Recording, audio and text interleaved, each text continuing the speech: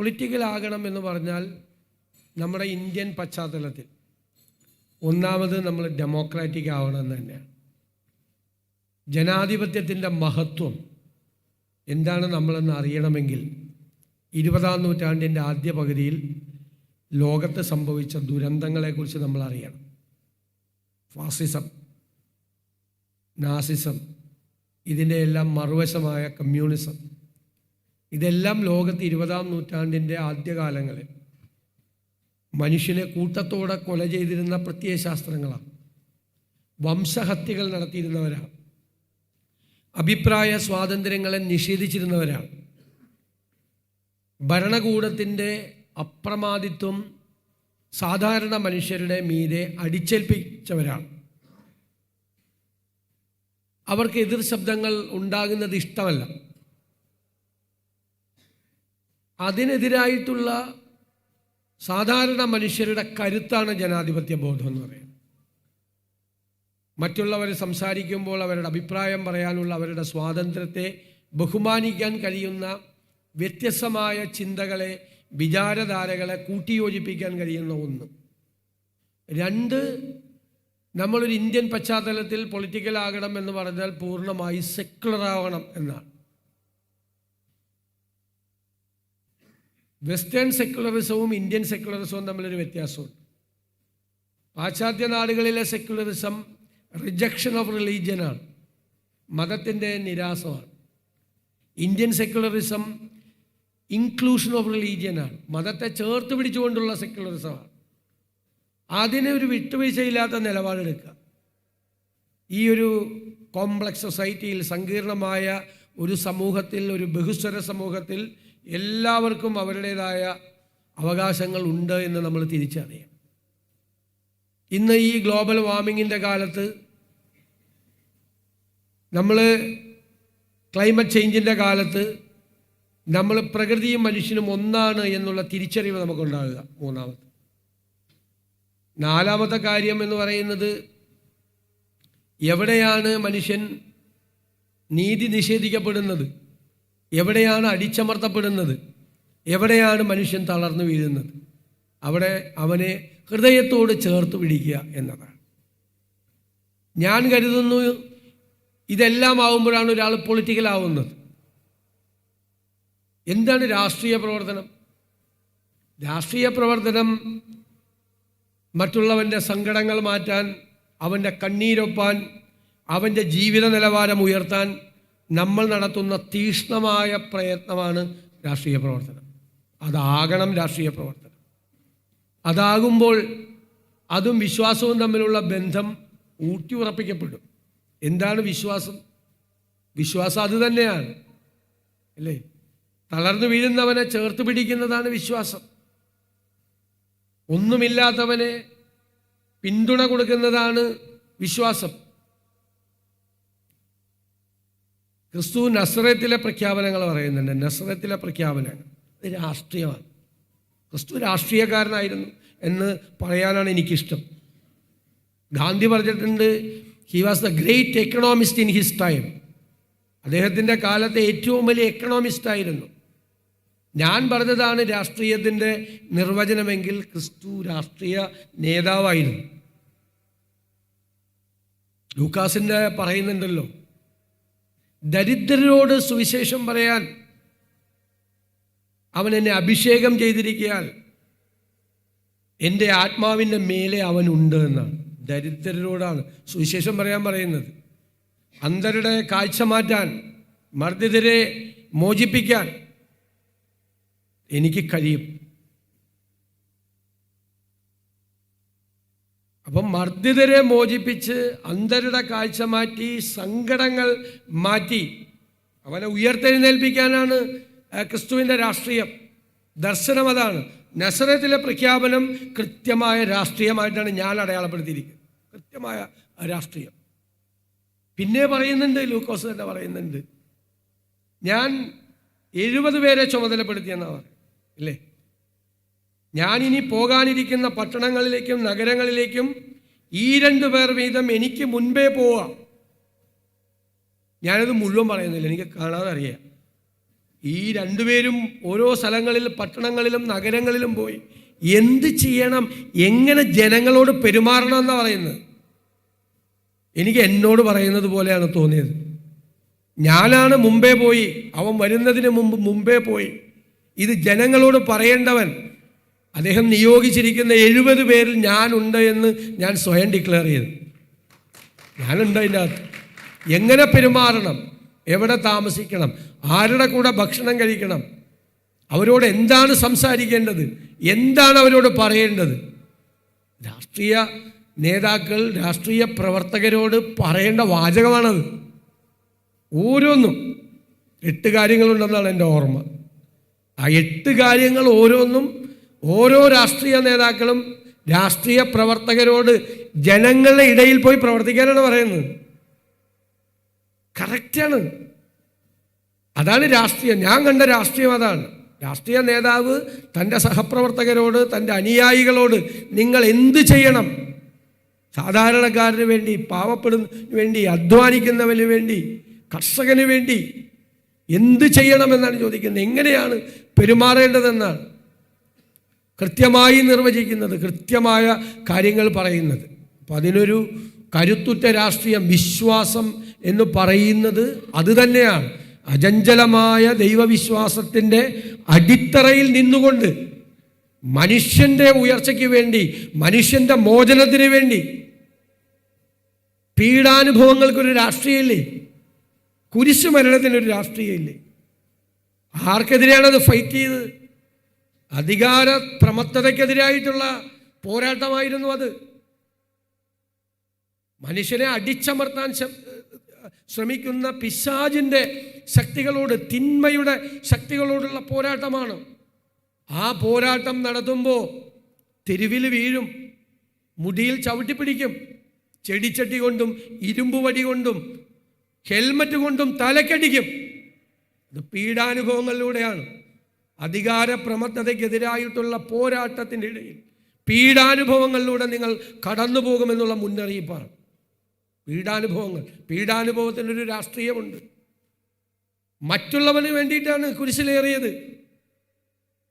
കുരിശ് അതിനു മുമ്പ് എന്തായിരുന്നു?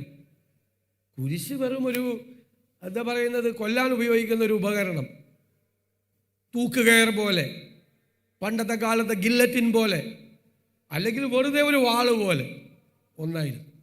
കുരിശ് വിശുദ്ധ കുരിശായത് എപ്പോഴാണ്? ക്രിസ്തു കുരിശിലേറിയപ്പോഴാണ്. അപ്പോഴല്ലേ വിശുദ്ധ കുരിശായത്. അത് ഈ ലോകത്തിൻ്റെ മുഴുവൻ പാപമോചനത്തിന് വേണ്ടി, മനുഷ്യൻ്റെ എല്ലാ പാപങ്ങൾക്കും വേണ്ടി പോരാട്ടമാണ്. കഴിഞ്ഞ ദിവസം നമ്മുടെ ഒരു സഹപ്രവർത്തകൻ അറസ്റ്റ് ചെയ്യപ്പെട്ടു, വെളുപ്പിന് അല്ലേ. അപ്പോൾ എല്ലാവരും എന്നോട് പറഞ്ഞു, ഞാനാണ് ആ കേസിൽ ഒന്നാം പ്രതി. അപ്പം നാളെ വരുമെന്ന് പറഞ്ഞു. എന്നോടൊരു സുഹൃത്ത് എനിക്കൊരു മെസ്സേജ് ഇട്ടു, നാളെ വരും നിങ്ങളെ നോക്കിയെന്ന് പറയും. അപ്പം എൻ്റെ മനസ്സിൽ പെട്ടെന്ന് ചെയ്തത്, ഹെറോദോസിൻ്റെ പടയാളികൾ അവനെ കസ്റ്റഡിയിലെടുക്കാൻ വിട്ടിട്ടുണ്ട് എന്ന് പറഞ്ഞപ്പോൾ അദ്ദേഹം പറഞ്ഞ വാക്കുകളാണ്. ഞാനപ്പോൾ എൻ്റെ ഫ്രണ്ടിന് അത് അയച്ചു. ഞാൻ ആ ഫ്രണ്ടിന് എൻ്റെ മറുപടി അയച്ചു. എന്നെ അറസ്റ്റ് ചെയ്യാൻ പോലീസ് വരുമെന്ന് പറഞ്ഞപ്പോൾ എൻ്റെ മറുപടി ഇതായിരുന്നു, മെസ്സേജ് കൊടുത്തത്, ആ കുറുക്കനോട് പോയി പറഞ്ഞേക്ക് ഞാൻ ഇന്നും നാളെയും ഈ തലസ്ഥാന നഗരിയിൽ തന്നെ ഉണ്ടെന്ന്. ഞാൻ മറുപടി അയച്ചു, എൻ്റെ ഫോണിലുണ്ട് ഞാൻ അയച്ച മറുപടി. അതൊരു ധൈര്യമല്ലേ നമുക്ക്? പോരാട്ടത്തിൻ്റെ ഇടയിൽ നമ്മുടെ പിൻബലം എന്താ? എത്ര പ്രതിസന്ധിയിലും നമ്മൾ തളർന്നു പോകാത്തത് എന്താ? അതാണ് നമ്മുടെ പിൻബലം. ആ വാക്കുകളാണ് അദ്ദേഹം പറഞ്ഞത്. ഹെറോദോസിൻ്റെ പടയാളികൾ അറസ്റ്റ് ചെയ്യാൻ വരുമെന്ന് പറഞ്ഞപ്പോൾ പറഞ്ഞ വാക്കുകളാണ്. അത് നമുക്ക് നൽകുന്ന ആ പോരാട്ട വീര്യം എത്രയാണ്. നമ്മൾ ഫൈറ്റ് ചെയ്യുന്നത് അതിനു വേണ്ടി തന്നെയാണ്. നമ്മുടെ യുദ്ധം എല്ലാം അതിനു വേണ്ടി തന്നെയാണ്. നമ്മുടെ പോരാട്ടം എല്ലാം അതിനു വേണ്ടി തന്നെയാണ്. അവരെന്തു പറഞ്ഞു എന്നതാണ്. ഗാന്ധിയല്ലത് തിരിച്ചറിഞ്ഞത്. സാംസൺ പറഞ്ഞു, ഗാന്ധിയുടെ കാര്യവും മാർട്ടിൻ ലൂതർ കിങ്ങിൻ്റെ കാര്യവും പറഞ്ഞു. ഗാന്ധിയുടെ എല്ലാ ആശയങ്ങളും അതിൽ നിന്ന് ഉയർച്ചത്. ഞാൻ കഴിഞ്ഞ ദിവസം ഒരു പുസ്തകം വായിച്ചു, എക്കണോമിസ്റ്റ് ഗാന്ധി.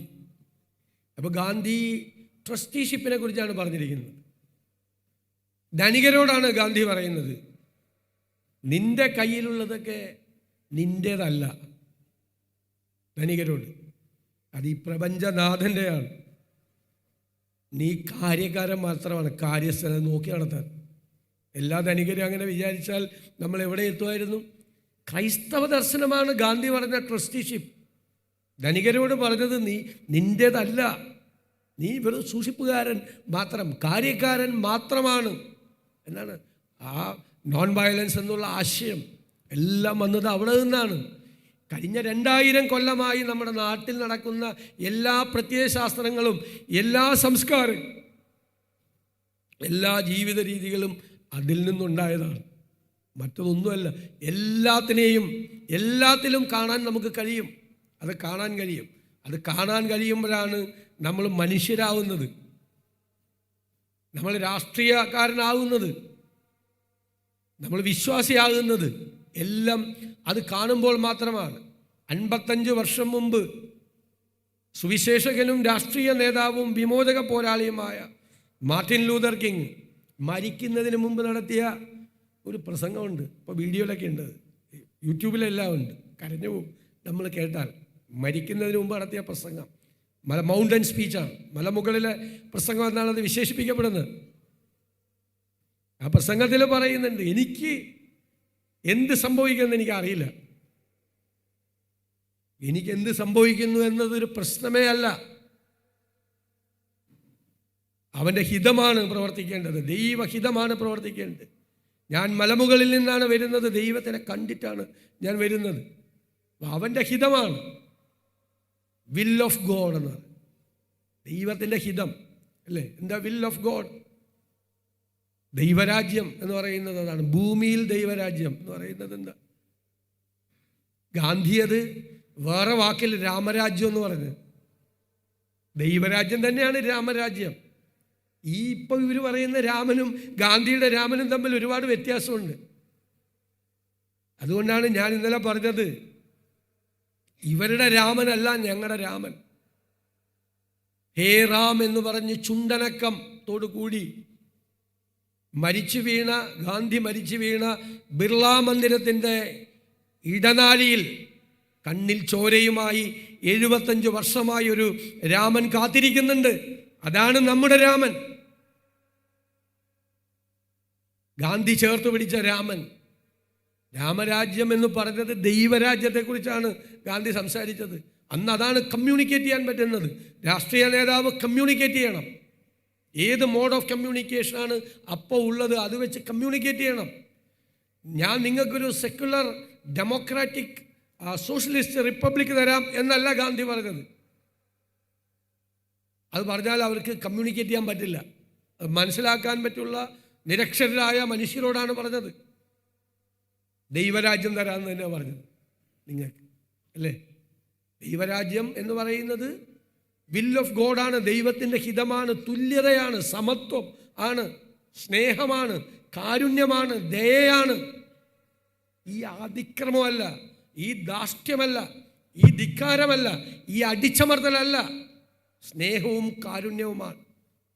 അതാണ് രാഷ്ട്രീയ നേതൃത്വത്തിന് വേണ്ടത് എന്ന് നമ്മളെ ബോധ്യപ്പെടുത്തുകയാണ്. അപ്പോൾ ഞാൻ നിങ്ങളോട് പറയുന്നു, ഉറച്ചു വിശ്വസിക്കുന്നു, വിശ്വാസവും രാഷ്ട്രീയവും ഒരുമിച്ച് പോകണം, ഒരുമിച്ച് പോകാൻ കഴിയും. അപ്പോഴേ ലക്ഷ്യം നിറവേറപ്പെടുകയുള്ളൂ. അപ്പോഴാണ് നാം യഥാർത്ഥ മനുഷ്യനായി മാറുന്നത്, മനുഷ്യനെ തിരിച്ചറിയാൻ പോകുന്നത്. ഞാൻ ദീർഘിപ്പിക്കുന്നില്ല, ഇതൊരു വലിയ മൂവ്മെൻ്റാണ്. യേശു പറഞ്ഞതുപോലെ ഒരു വലിയ മൂവ്മെൻ്റാണ്. ഇതൊരു വലിയ മൂവ്മെൻ്റായി മാറണം. വിശ്വാസ സമൂഹത്തിനെ മുഴുവൻ ചേർത്ത് നിർത്തണം. ഞാനൊരു വാക്കുകൂടി പറയുന്നു. നേരത്തെ പറഞ്ഞല്ലോ, പൊളിറ്റിക്കലാകണമെന്ന് പറഞ്ഞപ്പോൾ, എവിടെയാണ് നിങ്ങൾക്ക് നീതി നിഷേധിക്കപ്പെടുന്നത്? എവിടെയാണ് നിങ്ങൾ അടിച്ചമർത്തപ്പെടുന്നത്? എവിടെയാണ് ഒരു പൗരനെ പോലെ ജീവിക്കാനുള്ള നിങ്ങളുടെ സ്വാതന്ത്ര്യത്തെ ചോദ്യം ചെയ്യുന്നത്? അവിടെ ഞങ്ങളുണ്ടാവും, അവിടെ ഞങ്ങളുണ്ടാവും, ഒരു സംശയവും വേണ്ട. കർണാടകത്തിൽ തെരഞ്ഞെടുപ്പിൽ പോയപ്പോൾ ഞങ്ങളോട് പറഞ്ഞു, വിശ്വാസികൾ പറഞ്ഞു, കണ്ടില്ലേ ആൻറ്റി കൺവേർഷൻ ലോ, മതപരിവർത്തന വിരുദ്ധ നിയമം, അതിൻ്റെ പേരിൽ ഞങ്ങൾ പീഡിപ്പിക്കപ്പെടും. നിങ്ങൾ എന്ത് ചെയ്യും? ഞാൻ അഖിലേന്ത്യാ കോൺഗ്രസ് കമ്മിറ്റി നേതൃത്വത്തോട് ആലോചിച്ചു, ഞങ്ങൾ കർണാടക കോൺഗ്രസ് നേതൃത്വത്തോട് ആലോചിച്ചു. ഞങ്ങൾ പറഞ്ഞു അത് പിൻവലിക്കണം എന്ന് പറയണം. അവർ ഞങ്ങൾക്ക് ധൈര്യം തന്നു, നിങ്ങൾ പോയി പറഞ്ഞേക്ക്, നമ്മൾ അധികാരത്തിൽ വന്നാൽ അത് പിൻവലിക്കും. ഞങ്ങൾ ഉറപ്പ് കൊടുത്തു തിരഞ്ഞെടുപ്പിന് മുമ്പ്, നമ്മൾ അധികാരത്തിൽ വന്നാൽ മതപരിവർത്തന നിയമം കാറ്റിൽ പറത്തും, അറബിക്കടലിലെറിയുന്നു. അധികാരത്തിൽ വന്ന് 3 ആഴ്ചയ്ക്കുള്ളിൽ ആ നിയമം ഇല്ലാതായി. അതാണ് നമ്മുടെ പിൻബലം. എവിടെയാണ് നിങ്ങൾക്ക് നീതി നിഷേധിക്കപ്പെടുന്നത്, അവിടെയെല്ലാം നമ്മളുണ്ടാവും. നിങ്ങൾ അറിയിച്ചാൽ മതി, അവിടെയെല്ലാം ഞങ്ങളുണ്ടാവും. നിങ്ങളെ സഹായിക്കാൻ, നിങ്ങളെ ചേർത്ത് പിടിക്കാൻ, ഒരു സങ്കടവുമില്ലാതെ ഈ നാട്ടിൽ അഭിമാനത്തോടെ ജീവിക്കാൻ കഴിയുന്ന സാഹചര്യം ഉണ്ടാകും. ഞാൻ അവസാനിപ്പിക്കുകയാണ്. ശലോമോന്റെ പ്രാർത്ഥനയുണ്ട്. ആ പ്രാർത്ഥന, എനിക്ക് സമ്പത്തും വേണ്ട, അധികാരവും വേണ്ട എന്ന, എനിക്ക് ജ്ഞാനം മതി, വിസ്ഡം, നിന്റെ പ്രജകളെ നടത്തിക്കൊണ്ടു പോകാൻ. ആരാണ് പ്രജകൾ? ആരാണ് നിങ്ങൾ? അവൻ്റെ പ്രജകളാണ് അല്ലേ? നിന്റെ പ്രജകളെ നടത്തിക്കൊണ്ടു പോകാനുള്ള ജ്ഞാനം മതി എന്നാണ്. ആ ജ്ഞാനം ഞങ്ങൾക്ക് എല്ലാവർക്കും തരയണമേ എന്ന് പ്രാർത്ഥിച്ചുകൊണ്ട് ഞാൻ ഈ ഡെമോക്രാറ്റിക് ബിലീവേഴ്സ് ഫോറത്തിൻ്റെ ഈ സമ്മേളനം നിങ്ങളുടെ എല്ലാവരുടെയും അനുവാദത്തോടെ ഉദ്ഘാടനം ചെയ്തതായി അറിയിക്കുന്നു. നന്ദി.